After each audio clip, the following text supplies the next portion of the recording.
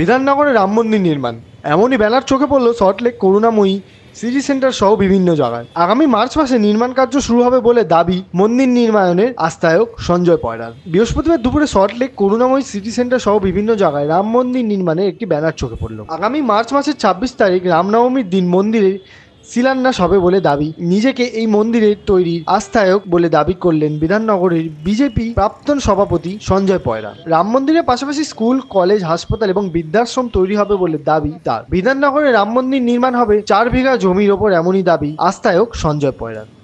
তিনি কি বললেন একটু শুনে নেব। রাম মন্দির ব্যানার লাগাচ্ছে কেন? রাম মন্দির হবে, বিধাননগরে রাম মন্দির হবে, উত্তরপ্রদেশে রাম মন্দির হয়েছে, পশ্চিমবাংলায় রাম মন্দির হবে, রাম রাজ্যে রাম প্রতিষ্ঠা হবে, রাম রাজত্ব প্রতিষ্ঠা হবে। হুমায়ুন কবির নিজের বিধানসভার কেন্দ্রে এখানে বাবরি মসজিদ তৈরি করে শিলান্যাস করেছেন সরকারি। মসজিদ হোক তাতে আপত্তি নেই, কিন্তু বাবরের নাম দিয়ে কেন? ও একটা চরম ধর্ষক, চরম লুটেরা, ভারতবর্ষকে শাসন করেছে, মোগল সাম্রাজ্যের প্রতিষ্ঠা করতে চাইছে। বাবর কেন আসবে এখানে? বাবর কে?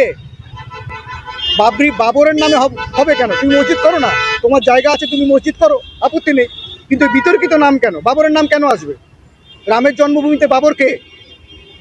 সমস্যায় তো পড়বেন আপনারা যদি রাম মন্দিরের এই ব্যানার লাগাচ্ছেন, পোস্টার লাগাচ্ছেন। রাম মন্দিরের নির্মাণে বিধাননগরে যদি কেউ বাধা দেয়, তাহলে সে বুঝতে হবে তারা হিন্দু বিরোধী, তারা সনাতনী বিরোধী, তারা ভারতবর্ষের সংস্কৃতি বিরোধী, তারা ভারতবর্ষের জানে না।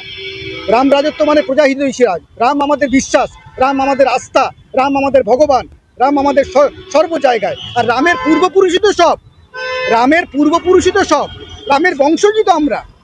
রাম মন্দির হবে না? এটা বাবরি মসজিদ পাল্টা কি রাম মন্দির? না না, কারোর পাল্টা কিছু না। বাবর এখানে অপ্রাসঙ্গিক। বাবর একটা লুটেরা, একটা ধর্ষক। বাবরের নাম আনবেন না। মসজিদ হোক তাতে আপত্তি নেই, যে জায়গা দিয়েছে সেখানে ধর্মীয় প্রতিষ্ঠান হবে, ধর্ম যার যার, অসুবিধা নেই।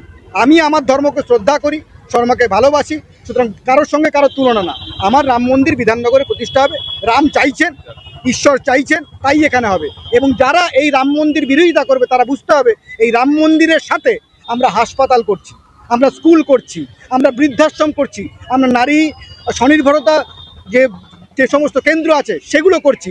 তাহলে বুঝতে হবে তারা উন্নয়ন বিরোধী, তারা হাসপাতাল, শিক্ষা, স্বাস্থ্য তার বিরোধী। এটা বুঝতে হবে। সঞ্জয় পয়রা একজন সনাতনী হিন্দু, এর আহ্বায়ক।